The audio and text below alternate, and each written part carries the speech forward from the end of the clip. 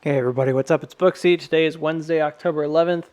Coming to you with a bit of a midweek update for AMC stock. We're at a bit of a critical junction. That's why I think it's important to do a midweek update. Early in the day, I talked about what we might expect to see today. I talked about the possibility of downside, and people don't like to hear about the possibility of downside. I like to hear about it because stocks don't just go straight up. Sometimes they need good pullbacks for liquidity reasons. Sometimes they don't, but you have to kind of keep in mind of like why would you look for it and where would you look for it? And I think that this is a pretty likely candidate. So this is what I drew early in the day. I said, I think we might get an extension up to that 1080 area. This was actually before market opened, I think. That you would get this because typically when we get parabolic on AMC, we then have a pretty steep pullback. Specifically, what you often see on AMC is that those pullbacks result in a retrace back to the top of the previous range. In our case, I did a bit of a demo here on this early in the day, and you can see it's like a 50% retrace to come back down to the previous top, which is around $9. A lot of people do not like that idea. They kind of stuck their nose up at it because they're like, well, no, it's the run's not over. Well, I'm not saying the run's over. I'm saying that a lot of times you need a good pullback, and historically AMC has had those pullbacks.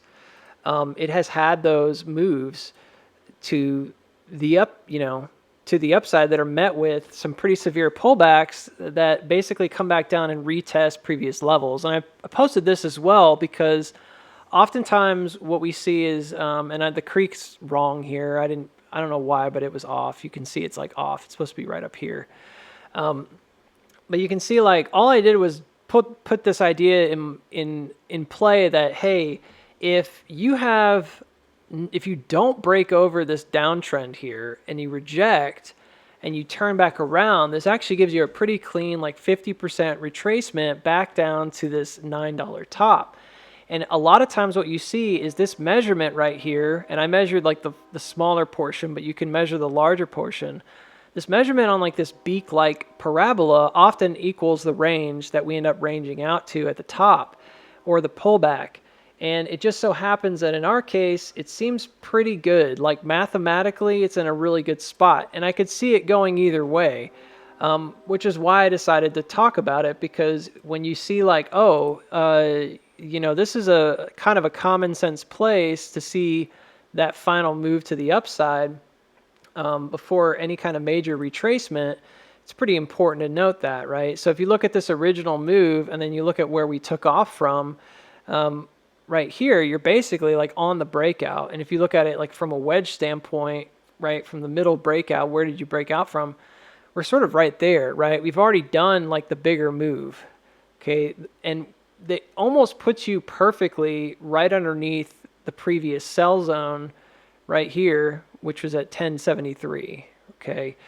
And that would be met with some kind of resistance even if it were momentary, because that's the last big place that we sold off from over here. This is the last time we had support, was way up here, right, until we got low.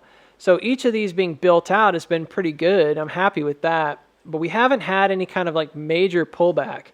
On higher time frames, it just depends on your settings for RSI, but we are getting a little bit overbought. If you look at like the more commonly used settings, this isn't nearly overbought yet. If you look at the one that I'm doing, it looks like it's already overbought. The settings on this are a little bit more narrow. It just depends. But one thing is sure, and that is that we're sitting on this particular creek right here. Okay. Volume has kind of dropped off a little bit over the last couple of sessions. Not a lot, but a little bit. You can see a little bit of that downward turn here. You have on time frames like 2 hours and lower, you've got a little bit of an RSI divergence. And you could argue that, well, it's just backing up to like the moving average like it does, and then it pushes back out. Absolutely. Totally possible. Totally possible. It's just a cool off. But again, it's kind of like, well, maybe it is, but we're rising on like lowering volume at this point. And I'm not sure that's what we want. You want to pull back on lowering volume, right? You don't want to necessarily rise on lowering volume. So we could have that influx of volume tomorrow and it could still be like an upthrust, right? I do think that again on certain time frames, you've got some matter of support. This looks like the 90 EMA on the 2 hour. I believe on the 1 hour we're sitting right underneath. You can see it's right at 1070, almost right at the bottom. Frankly, it's like 1073, 1075. That's the 180 moving average on the 1 hour. So we're right there. Like a simple move to the upside would hit it. We've got some trends that we may or may not get to. They all kind of intersect the same pocket area right here. I've got the Fibonacci on here because I'm going to talk about that in a second. But you can see like there's kind of been these like really steep trends that have been established. We haven't broken down out of those. I have a better chart for that. This one right here. And then we've got these kind of more mild trends. Again, both of them kind of indicate to me that, yeah, you could break here and see some more upside. This one definitely seems like it would intersect right around that 1082, which is the same as that, 180-day 1 hour EMA. If you continued, maybe you can get up to the top of the gap here. It looks like that would be roughly where it would go if it had a good extension, just like this one did. Definitely could see that as a possibility as well. So those are possibilities if you break this creek. I would still, no matter what happens, I would still be watching and seeing if it came back down. No matter what happens up here, it needs to then come back down and hold this particular creek, right? So no matter what happens, if it's going to have continuation, it has to hold. This is a kind of a more major breakout in my opinion, and I think that it needs to hold that, and then specifically it would need to hold the floor, right? This has to happen in order to have confirmation that you're going to continue upward. If we gap to the upside here and gap over this marker, and then we go and we fill the gap, I'm much more concerned that we're going to have a major sell-off, that it's not as healthy, right? It's far healthier for us to have that backup, come back down and get this liquidity we left behind. If you do that now and you zoom out, right, stop looking at like 15-minute and lower and really just look at the big picture. This looks like a really good time. We've had this nice parabolic move to the upside. You can see that, from where we kind of took off here or here, you could do like a 50% and you can see like, all right, well, right now, if you look at where we took off, the 50% from the midpoint here at 783 is that top.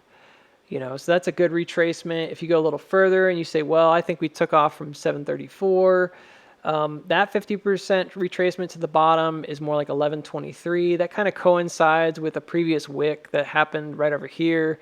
A little bit on this bottom. It's kind of a nowhere target, but it's definitely the one that you would look at if you think that, it's going to go back to the top of this particular trend, right? We were just talking about that. That works really well for that one. So I could use this chart instead and say, well, I think it could do this, and then it could get you right to the top of this much steeper trend here, maybe intercept right around that 1170 near the top of the gap or something like that. The bottom of the gap, I should say. Definitely possible. So we've got some good upside targets. Early today, I talked about this, and it did not, go over well in our Discord group. And I just want to say that me talking about potential downside does not mean that that's going to happen. And I always give you confirmation. What would confirmation look like? And I think this goes back to this idea that we have to be bullish when the stock is going up. And it's just not the case, There's always the possibility that you're sitting on a trap, right? And you don't want to be in that situation where you're buying in at the wrong time. To me, this is the confirmation. It had to push resistance and find support over 830, and it did exactly that.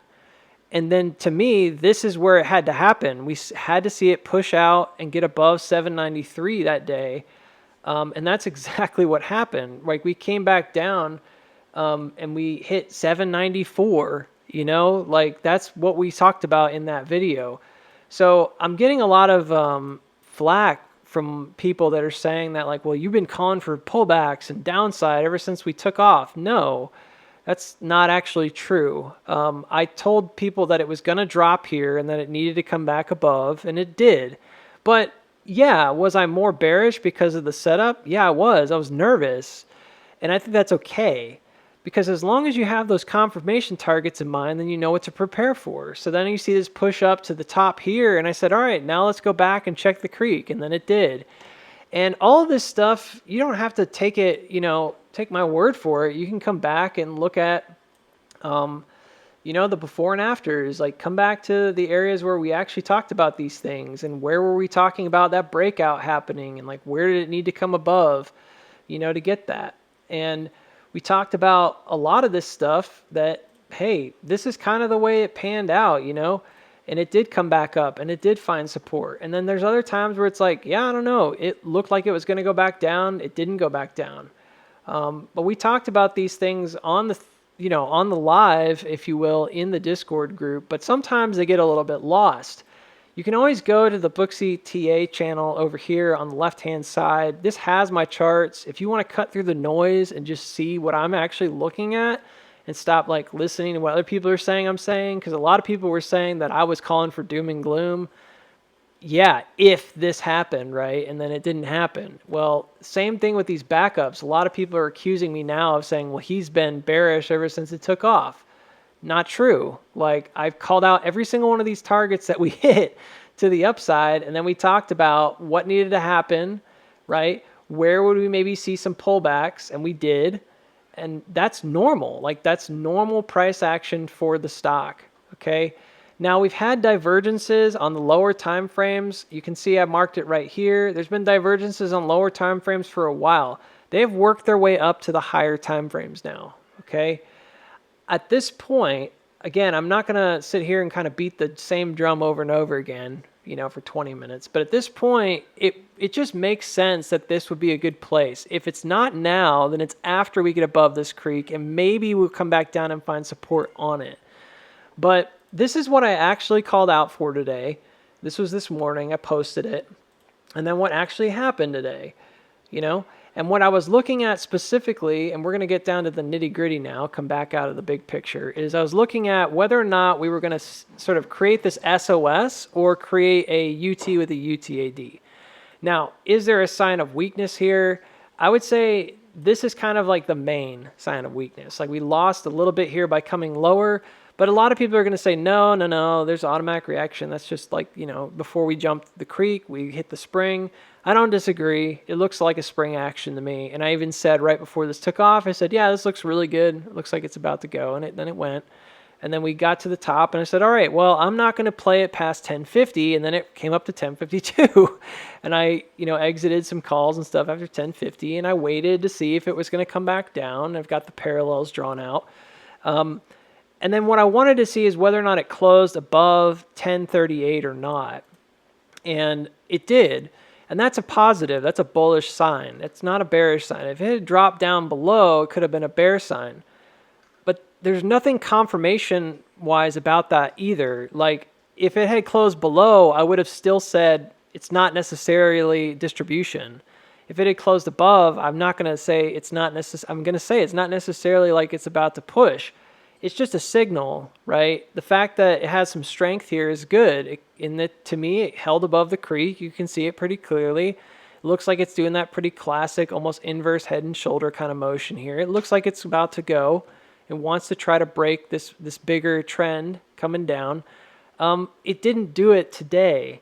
So a gap to the upside leaves me skeptical because, unfortunately, because it didn't do it in regular trading hours, any kind of a gap should be met with a little bit of speculation. So if, for example, it gaps up tomorrow and you end up way up here at like 1070, well, that's kind of the level we've been talking about. And it's very possible that we get this extension even really high and then come back to gap fill, and that could be your distribution. This is not unheard of.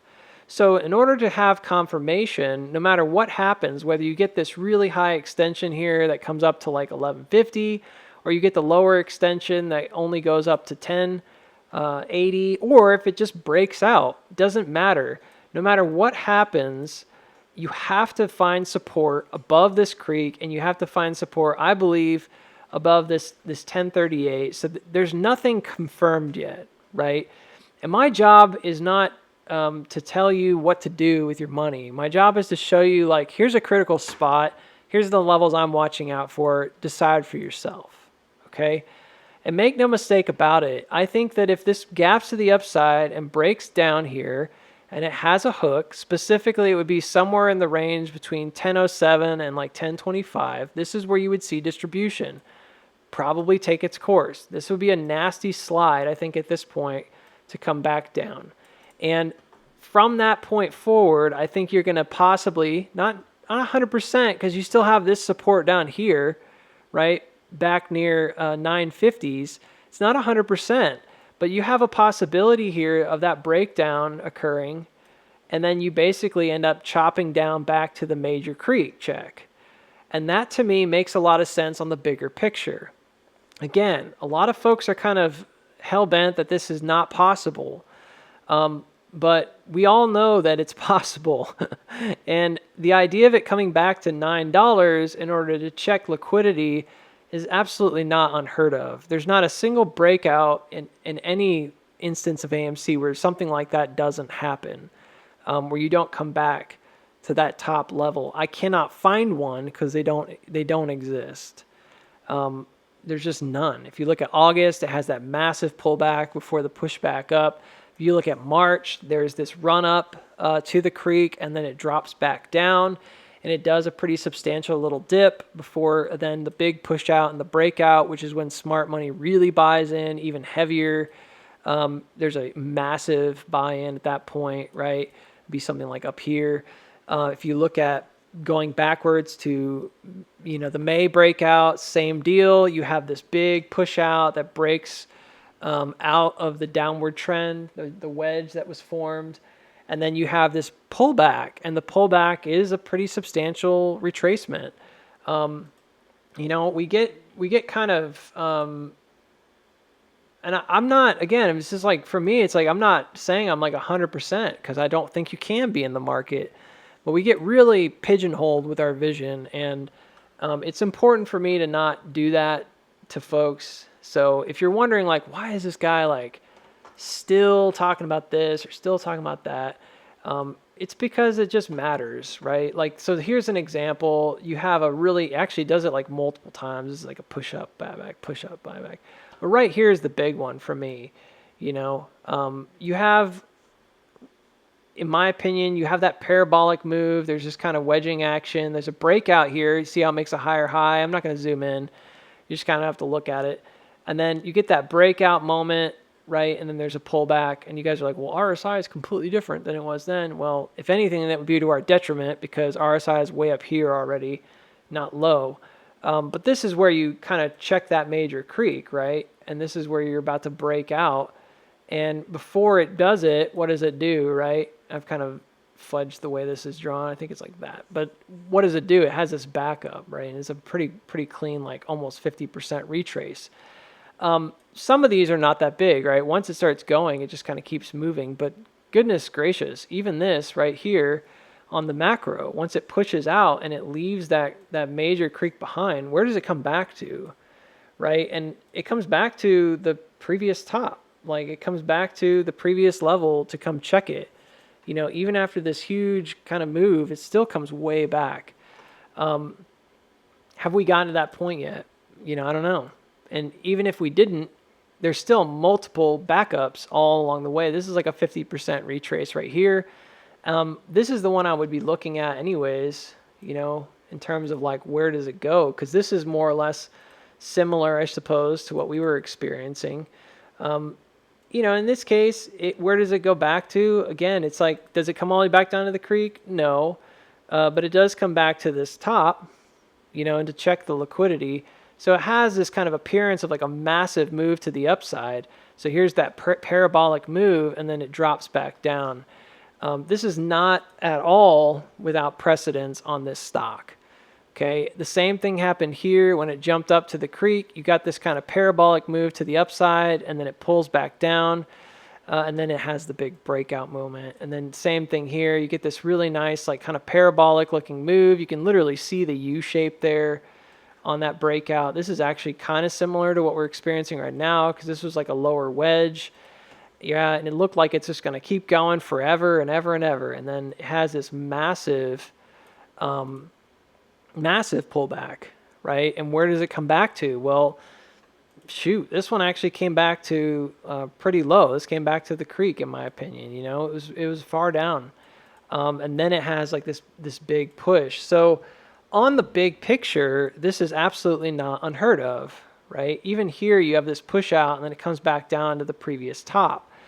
So when I look at this, I'm not saying this out of a sense of necessarily fear. I'm just saying it like it kind of makes common sense that we would come back down and check this breakout level. It even looks a lot like, to me, you've got the lower M cross, which is kind of like the little one.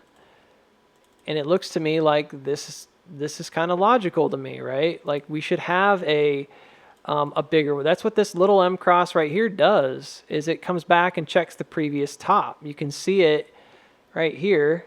It comes back down to check the previous top. Well, we haven't done that on the big picture yet. So again, it's kind of like, yeah, did we get a nice buy-in here? Absolutely we did. Is it enough to keep the momentum going? It might be. But I can tell you right now, what we haven't had is we haven't had that pullback. It just hasn't happened yet. So where would that be, I think that it's pretty simple. I think it would just come back to the previous top, which is around 9, and I've already kind of made this case. So I'm not going to go on much longer. It's been 20 minutes. But if you look at the 50% retracement, up to this bottom here at 1070, the $9 retracement is right where we need to go. If you want to go a little bit further, you can do that as well and go down. This gives you a bigger extension up to like 1133. If you want to go even lower, you can do that. 50% here will get you up to 1176, basically the bottom of the gap. And then you would have that potential pullback.